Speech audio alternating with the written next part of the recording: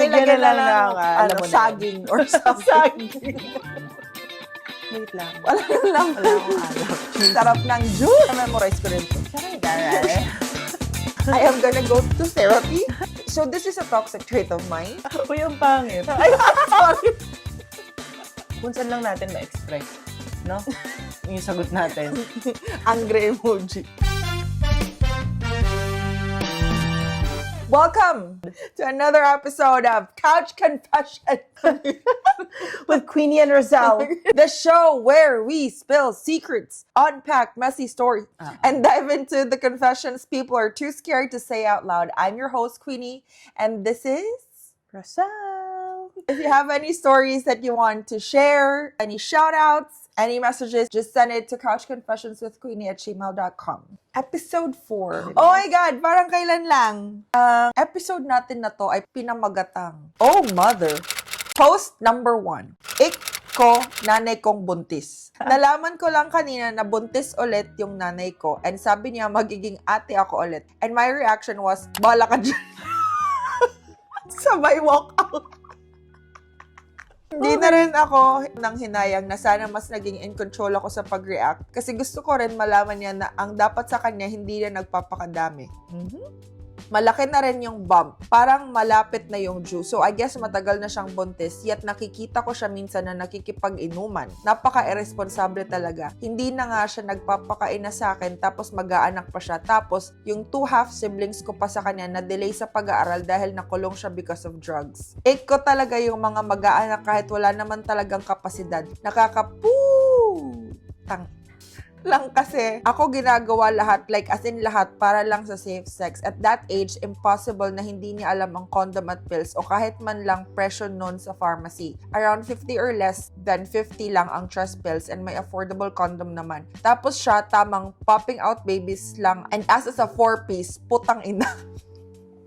Kung kakarmahin man ako for speaking ill on my mother, sana yung karma ay never ako magkaanak. Literal na I will break the cycle. Hindi nakaka-proud dalhin ang genetics niya. True. Alam mo, kaya ganyan siya magsalita kasi nasasaktan na siya masyado. Like, hindi nga siya nakaranas ng kung paano magkaroon ng nanay.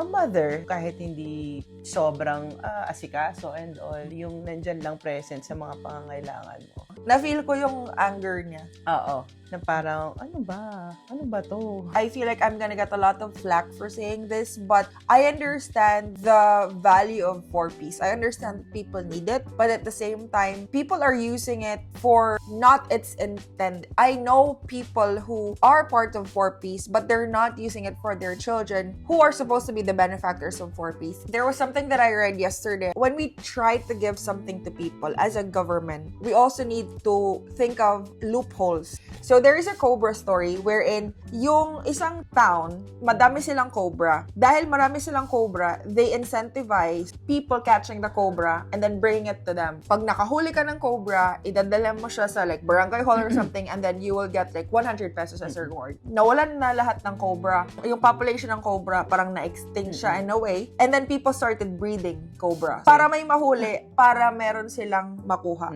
So that's the loophole. When the government stopped paying those people who are giving the cobras to the barangay halls, nagkaroon ng outbreak ng cobra. Okay. So, the intention was good. Similar to 4-piece, the intention is good, but it's not properly regulated. So, ang iba, nag-aanak na lang ng nag-aanak para sa 4-piece. Ang iba, pinangpapariban yung para sa 4-piece. Hindi talaga napupunta sa bata. So, at saka para magkaroon ng one member of the family na nakakakita talaga nito lahat. yes, Yun talaga yung pinaka-painful doon na parang, member ka na nga ng 4-piece eh. Mag-aanak Tapos, ka pa. mag-aanak ka pa. Kala mo ba yun na yung achievement in life? Ang hirap kasing maging magulang sa magulang mo. exactly. That is so true. Hindi na gustong magtrabaho ng mga tao kasi nakasalalay na lang sila sa 4-piece. They expect it from the government. Although there are some people who are actually using it for its purpose. But it's very few and far in between who do that. Yeah. Pinakamahirap kasi talaga yung magbibigay ka talaga ng something na wala na silang tatrabahuin or teach a man how to fish and you feed him for a lifetime. Pero give them a fish, yun na yung ulam nila, yun na yung lahat. So yung magkanong makukuha nila sa 4-piece on that day, bibili ng Red Horse. Yes. mag-iinuman, 'di ba? Party-party, kinabukasan, wala na naman Wala na, pera. ubos na. So, I feel sad for the sender kasi syempre nakikita niya to tapos nagkaroon siya ng trauma na, sana hindi na lang ako magkaanak. Ganun kapangit yung naging impression niya sa pagkakaroon ng anak. Lumalaki siya ng ganun yung nakita niya na parang hirap na nga tayo. Oo. At least meron siyang ganong mindset. Get out of that toxic cycle. Which is- I fully support. Yes, absolutely. Post number 2. Silent mode towards my mom. I'm keeping my distance towards my mom because I feel like whenever we talk, all I get from her is pressure from building our house, getting married, taking licensure exam, and sometimes underestimating what I do for work because I'm in the BPO industry. Wrong move. Sometimes I feel like she's trying to show off to the public and pressures me to do things that I don't like for bragging rights. I'm in my 30s. I sometimes thought of my dad who passed away a long time ago just to feel like I'm being comforted by a parent. I'm upset about my mom's insensitivity despite of me telling her what my aspirations are. I keep my composure and just brush off her attempt to talk to me or reply coldly. My conscience bothers me, and what if I lose her knowing she's getting old and she's been alone for quite some time after losing my dad? But I just cannot stand sometimes how she talks to me. Sigh. Aww. May mga parents din talaga kasi na siguro sa sobrang layo ng age gap. Malayo talaga yung age gap namin ng mom ko kasi ako yung menopause baby, parang gano'n. Yung age gap ko dun sa sinundan ko is 11 years. So, yung mom ko talagang generations by generations na talaga yung gap namin. Iba na yung mga paraan ng mga bagay-bagay na kinalakihan ko compared to yung siya before. Feeling ko kasi malaking factor yon na kung paano katuloy nila kausapin is iba na yung nagiging dating sa'yo. Kasi nung panahon nila, and yung panahon ng mga kapatid mo, ganun sila kausapin. Ikaw ngayon na medyo mas exposed ka na sa mas maraming bagay, marami nang pinagbago yung society and yung mundo, iba mo na siya i-accept. Parang malaking factor yung age gap nyo ng mommy mo. Baka mayroong things na hindi na-achieve yung mom niya. Kasi sometimes, as parents, we try to live vicariously through our children. Yung mga hopes and dreams natin na hindi natin nagawa for ourselves because we got married young or because life threw a curveball at us na hindi natin nagawa what we wanted to do. Minsan, pinaproject natin sa anak na, uy, dapat paglaki mo, ganyan ka. Me, personally, the way I'm raising my children, it's very different. Although, this is not something that I can say everybody should follow, but to me, it's like I'm there for them as a friend and also as a mom. Nagagalit din ako sa kanila. Pero, minsan lang, I try to make sure they're good kids, they're happy, they're healthy, and if whatever it is that they want to do in life, they can do it. But the one thing that I told them is they need to have a business.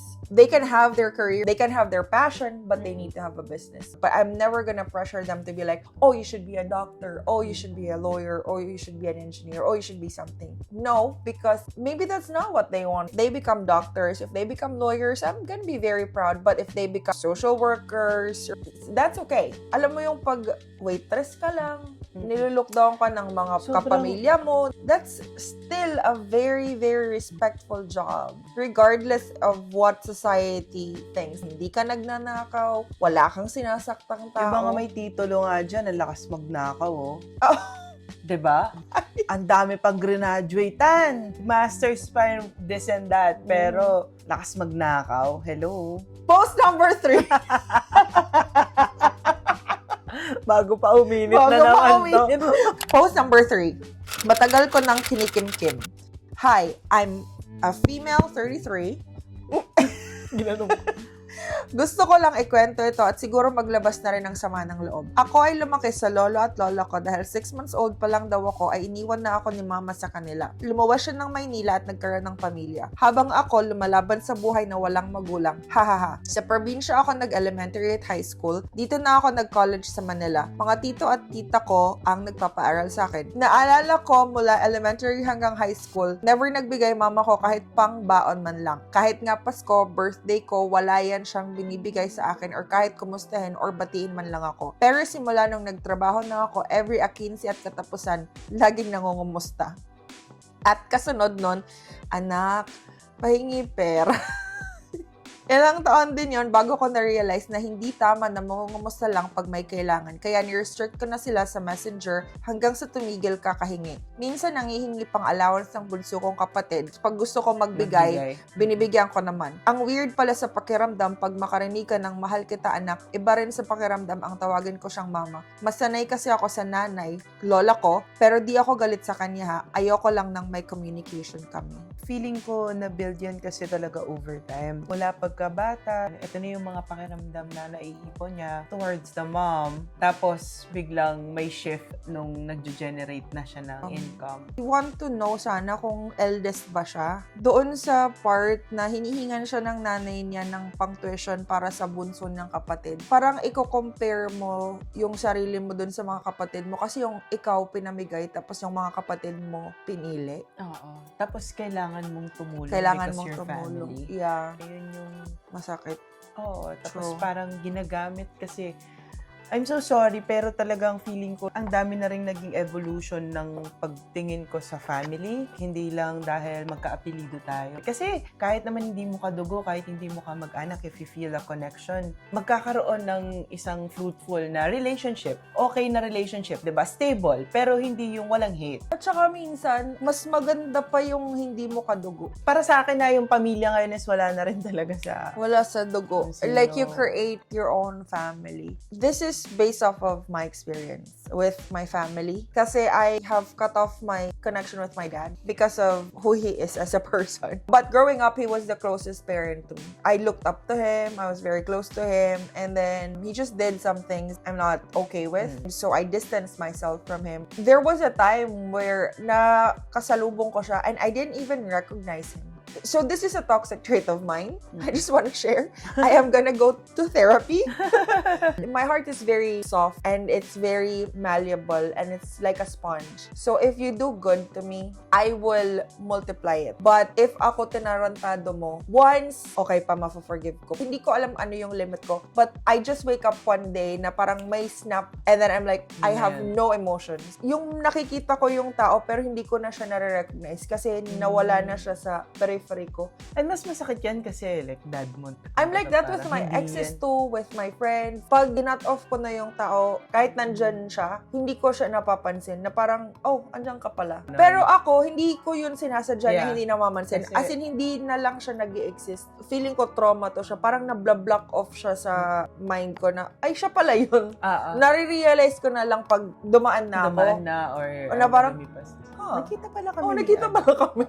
Siya pala Ako yun. naman, pagka ganyan, no, merong mga tao na cut off sa buhay ko. May wall na talaga yan, pero pag nagkasalubong kami somewhere, parang kaya ko pa rin siyang, uy, ganun. Pero, alam mo, ang pinanghahawakan ko rin kasi lagi pag ganyan, lalo pag hindi ako yung gumawa ng something. Yes. Kaya kitang maging kasalubong kahit saan, hindi ako yung maiilang sa'yo. Kasi wala akong ginawa sa'yo eh. Meron akong dating madalas kasama, no? Tapos, nagkita kami bigla sa community na dapat community niya. Kaibigan niyo yon, mga close niya yun, ganun-ganun. Magkakakilala kami, pero nung time na yun lang nila ako nakasama and all. Na compared to her, this is her Close na. people.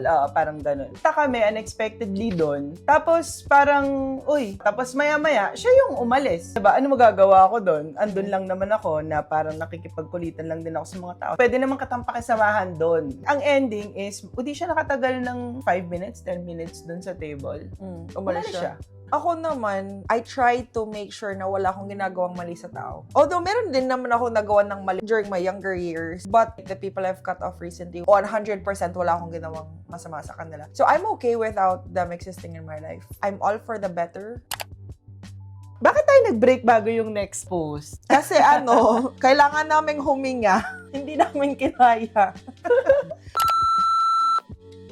Post number 4. I love my mother so much, but I hate her. Just overheard someone talk about me behind my back. How I've glowed the fuck down. Kung gaano ako ka-insecure as a person at ang pangit ko na daw compared sa dati. Na-realize ko na totoo naman sabi nila, but the thing is, when I think about the reasons why, it roots down to my family. How I was treated by my parents. One thing na I'm sure of is that I love and adore my family so much to the point na kahit nahihirapan at nasasaktan nila ako, I don't share these things kasi family problems feel too personal para sa sa akin. Di ko sila kayang siraan sa ibang tao, anonymously at nasasaktan ako. They have this reputation as good parents kasi parang golden child nila ako kaya di ako pala i-make sa mga problema ko sa kanila. I even feel offended if someone talked about them. However, they were not the best parents nor were trying to be better. All my life, I was raised in a verbally abusive household. Konting mali lang kahit nung bata pa, sigawan na agad. They even argue and fight right in front of me kung saan ako umiiyak. Mostly, nag-aawat at nagmamakaawang huminto na sila sa pag-aaway.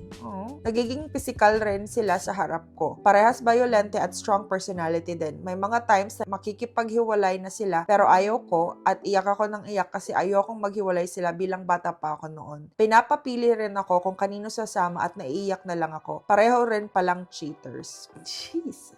Yung isa nahuli na nagloko ng maraming beses at yung isa naman malandi at nagma-micro-cheating. Ako pa ang ginawang rason kung bakit hindi sila naghiwalay at kung bakit tiniis nilang magsama na parang they stayed for me. Pero sana pala nagkatotoo na lang kasi para hindi ako naiwan sa isang magulong tahanan na naging isang magulong buhay. So pagsasama pa lang nila naging magulo na. How much more pa kaya sa ibang aspeto ng buhay? Kaya naghihikahos kami financially kasi sa pagiging gastador nila. Hanggang salita rin lang pala sila na hindi naman pinapakinggan ni mama. They were total opposites. I also think that they stayed kasi ma-pride. Ito kaya ang reason kung bakit ako iyakin na siya namang kinu-question nila na bakit daw ang bilis ko raw umiyak at malumbay. Madali rin akong ma-anxious at mag-overthink ng mga bagay-bagay. Ang masaklap pa, kung nag-overthink ako at naalala ko ang mga nakaraan, parating sumasagi sa isipan ko na dahil to sa kanila. I always blame them. This is my first thought kaagad. Always. Na ganito ako kasi dahil sa inyo, ma, pa. Nade-depress ako ng dahil sa inyo to the point na ayoko nang magpatuloy pa. Sabi nila, confidence starts at home pero sa akin, it got broken at my very home. The place na sana ay comfort ko becomes the pillow I cry on. I also got pressured to do well at school kasi pinapublicize niyo academics ko. I don't know kung paano niyo to hinahandle in terms of how I look. I was average looking lang naman nung bata pa ako kasi hindi ako inaayusan hanggang sa nakaka-receive na ng compliments ng high school. Pero bakit kayo pa ang nagpaparamdam sa akin na pangit ako? Na parang hindi niyo ako hinahype nung bata pa ako na wala namang mali sa itsura ko, natanggap niyo ako. Pero, bakit sinasabihan niyo akong pangit kahit hindi naman at over makakriticize on my nose, my skin, and face? Bakit niyo ako kinukutya sa mga bagay na hindi ko naman kontrolado na ibinigay niyo lang naman sa akin? That's sad. I hated myself for how bad I thought I looked, na para bang kinakahiya niyo rin ako. But the thing is, I looked at my pictures and realized how beautiful I was. Na okay lang naman pala ako, pero now that I'm older, I've done things na pinagsisisihan kong hindi ko ikakaganda. In the long run, kasi I was desperate of improving my looks, that I fell on a rabbit hole in the internet. Right now, di ko masisi ang iba sa masasabi tungkol sa akin kasi I look so pathetic and broke. Kayo ang naging main critics ko. Kayo yung nagpababa ng confidence ko. Kayo yung hindi tumuro sa akin kung paano tahakin ang buhay. Tinahak ko naman, pero bakit parang you were the ones holding me back pa? Bakit sinisira niyo confidence ko? Bakit sinisira niyo yung mental health ko? Bakit ganyan kayo? Kaya ganito na rin ako. I still love you, like I love you both so much, pero I still hate you and blame you both. I tried to forgive rin pala, but I never got the heart to forget, kaya bumabalik-balik pa rin siya. The love stays, but the hate lingers. I just wish na hindi nyo na lang pinilit, maintindihan ko naman paglaki ko na hindi kayo compatible. Nasasaktan akong sabihin na kung papapiliin ako kung sinong magiging magulang ko, hindi kayo yun. I'm so grateful for everything na binigay niyo sa akin, pero yung material lang yung binibigay niyo. Masasabi kong ganito ako kasi ganyan kayo. May mga parte rin ng buhay ko na hindi lang nabubusog basta-basta ng pera, pagkain, at material na bagay. Kaya I wanna be the parent I need. Kahit sa ganong paraan man lang, makabawi ako sa sarili ko sa batang ako. P.S. Still hoping for healing. I wanna move forward, pero I'm still not finished with letting things go.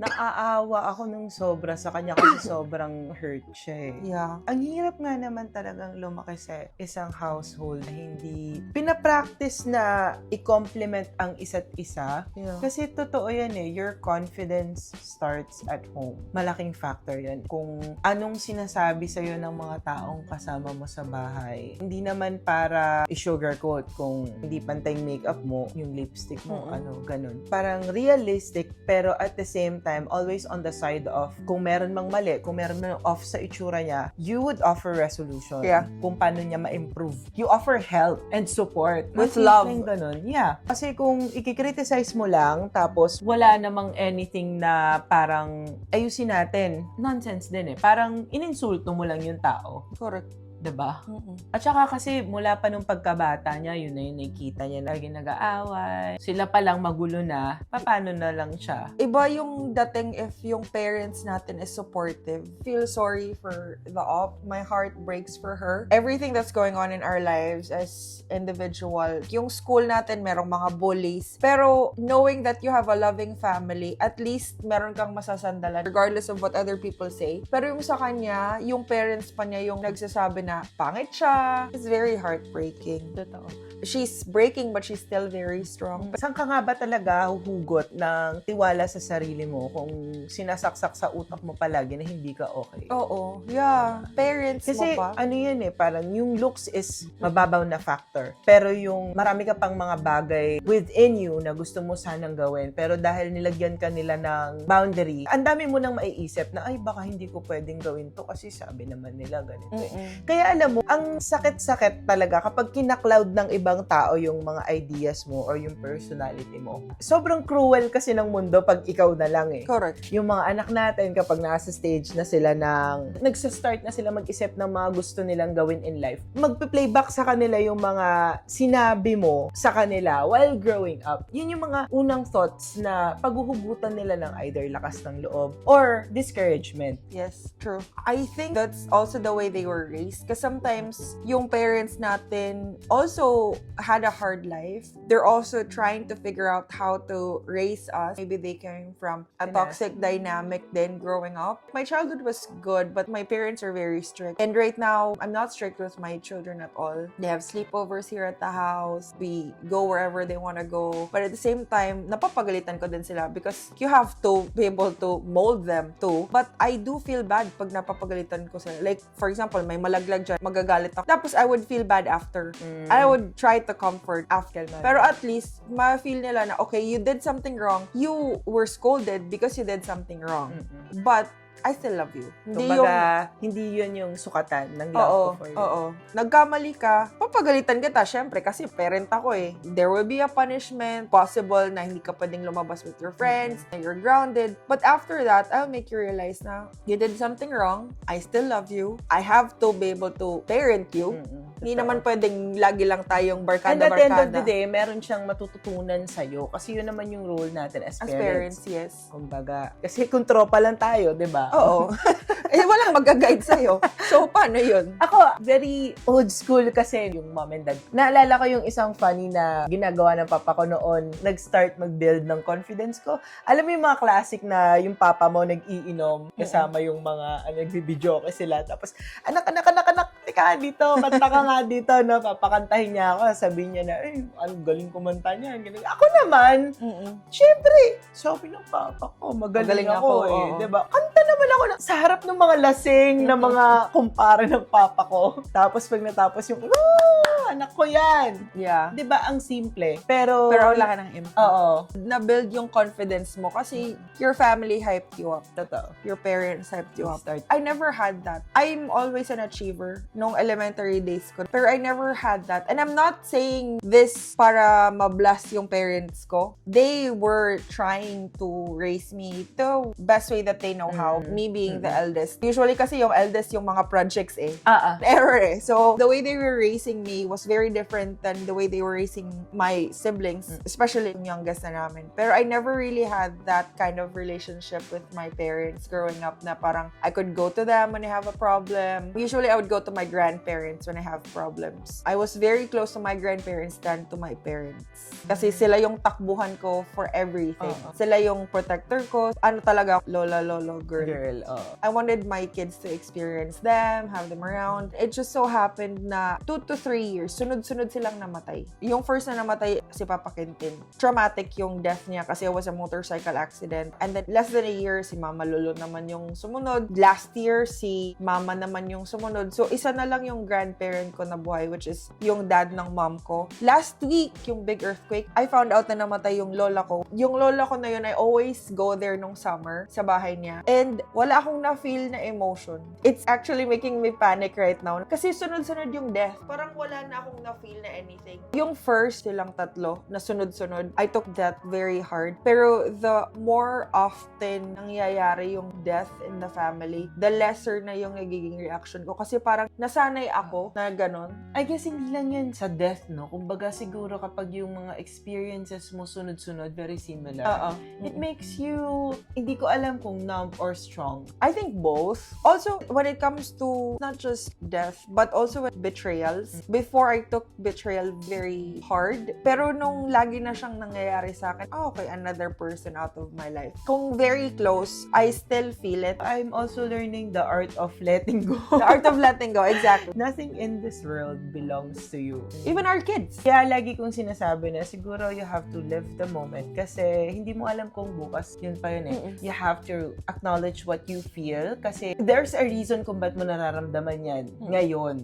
Kinasanayan natin na nag-shoo away ng mga feelings lalo pag uncomfortable. No, I don't do that anymore. Diba? Lalo pag uncomfortable. Pagka binabother na ako ng something na siguro mga ilang linggo na, dinadigest ko na talaga yung pakiramdam na yun kasi ibig sabihin, it's something. Kasi kapag may mga naiisip ka, may naramdaman ka saglit, sa 2 araw, okay lang. Pero pag yung paulit-ulit, tapos kinukonsume ka niya, parang kailangan mong harapin kung ano yun. Kailangan mo maging honest sa sarili mo kung ano yung nangyayari. Pag once na naintindihan ko na talaga, tinanggap ko na ito yung nararamdaman ko, ito yung nagiging effect sa akin, doon ako nakakapag-start mag-isip ng resolution. Ano dapat kong gawin? Siguro, very similar kung paano tayo naaapektuhan ng mga palagi na nangyayari sa mga lives natin. Isa din doon na magiging mas magaling tayo mag-manage ng emotions natin base sa mga experiences na pinagdaanan natin. Something made you more confident in life, express mo yon. Kung meron namang hindi din sobrang okay, na-absorb mo rin siya habang tinatahak mo yung sariling life mo. I think it just happened this year na nag-change na yung mentality ko. Before, I'm all about keeping the peace. And right now, I just don't care anymore. If you do me wrong, I'm gonna tell you about it. I don't want the negativity in my... So, ikaw okay lang na you disrespected me? Okay lang that you did something wrong to me? Tapos ako, isipin ko? No. If you did something wrong, if you cross a boundary, I will let you know because I want to keep the relationship. Pero pag ako wala akong pakialam sa'yo, ay, wala ka dyan. Oo, talagang, dead ba? Dead. Last post. Again, trigger warning. Mom died and I feel nothing. Kinut off ko na, she's dead to me for years, and nung binalitaan ako na namatay, wala akong nafe-feel. Nakakaloka kasi mas affected pa ako sa namatay na parents ng ibang tao. Natatakot ako sa self ko na wala ako nafe-feel tuloy. I think this is similar to what I said earlier. I think like us as human beings, we just have certain capacities built in ourselves. My emotion shuts off when I reach that limit. There's a comment here that says, I'd be the same. I don't know your situation, pero mine is a super narc and toxic parent with hell of issues. I'd be relieved if she passes because maraming magbe-benefit from the peace. I don't wanna be that kind of parent. That scares me. As parents, we never know if we're doing okay. Walang manual. Walang manual. My eldest is 21 and my second is turning 19 next year. They're about to be out of the house. I would be so heartbroken if wala na sila dito, they wouldn't take time to visit me and be with me. That scares me because it means that I failed. Ang masaklap dyan, hindi mo talaga yan malalaman until dumating yung time na yun. Naka-idea Parang ano ba to? Okay ba kami nito? Okay ba? Nagtatanim to na sama ng loob sa akin. Paano pag napagalitan ko pala siya? It's very important talaga to really have conversation kahit gaano kahirap, kahit gaano kapangit. Kasi kailangan nating harapin to. So, yung mga Kim now, sabog later dyan, hindi talaga masaya yon. I used to be that. I used to be a volcano. Diba? Kasi ayaw mong mag-cause ng conflict. Hindi ka magsasalita, pero sumugat pala sa'yo yung sinabi niya. Kapag ka merong nag-trigger sa akin is something, nasaktan ako sa isang bagay, I find time to like, uy, alam mo, kanina sabi mo, ganito, ganyan. I explain myself, no? Minsan kahit parang sobrang babaw, kapag ka na-plancha siya or wala kang kinimkim dyan, hindi mo siya dadalhin, hindi siya mag-a-add up or na talagang magbubuo siya ng galit. Ganun ako before. Kinikim-kim ko siya lahat until such time na pag sumabog na ako, yun na yung matakot ka na. So ngayon, hindi na ako ganun. Pag may ginawa ka, I will tell you, hey, I don't like what you did. If I wanna keep the relationship, I would let you know, like, hey, you hurt my feelings. Hey, actually, what you did is something that I don't appreciate. And it's up to you how you receive it. If, for example, you want me to be in your life, you will apologize or you will explain yourself. But if you don't care about me, you don't wanna continue your relationship, then okay. At least you know na nasaktan mo ako. Nasa sayo na lang yun. If you're gonna say, hey, parang na-misunderstand mo ako, or hey, ganyan, diba? ganyan. Most of the time talaga, kaya naman nagkakaroon ng mga misunderstanding kasi hindi na in-explain ng kabilang side yung side niya. Ang dami kasing mga unnecessary na stress kapag ka nanghula ka, nag-assume ka, tapos tuluyan ng sumama yung loob mo na, Correct. kaya siguro ganito kasi ganito, ganyan siya sa akin. Wala hindi naman sa kanya galing yun Finid mo yun sa isip mo. Hindi ko rin masisi si Op. Kung ano na-feel mo. Oo, sa society kasi lalo na yung mga kapwa natin Pilipino, no, yung kinasanayan natin talaga dito is pag family mo, kahit na sumasama yung loob mo minsan parang in-invalidate kasi. Yeah. Mag-anak mo yan nanay mo yan diba? Pero hindi natin alam kung gaano kalalim yung pinagdaanan niya. Correct. Para wala siyang maramdaman. Para mag-build siya ng ganong klaseng resistance sa kanyang mom. Malalim yun. It's not good to be the bigger person all the time. Oo naman. There are certain times na talagang you have to just be diplomatic about it, but it's better to just say what you mean and mean what you say. That's it for today's episode of Couch Confession. If you enjoyed this episode, don't forget to follow and share. And if you've got something to get off your chest, if you have any shout-outs, email us at couchconfessionswithqueenie@gmail.com. You can also join our community socials, Facebook, Instagram, and YouTube. Everybody's got a story, but not everybody has an avenue to share it with. So this is your avenue, and this is your safe space. Until next time, Couch Crew. Bye.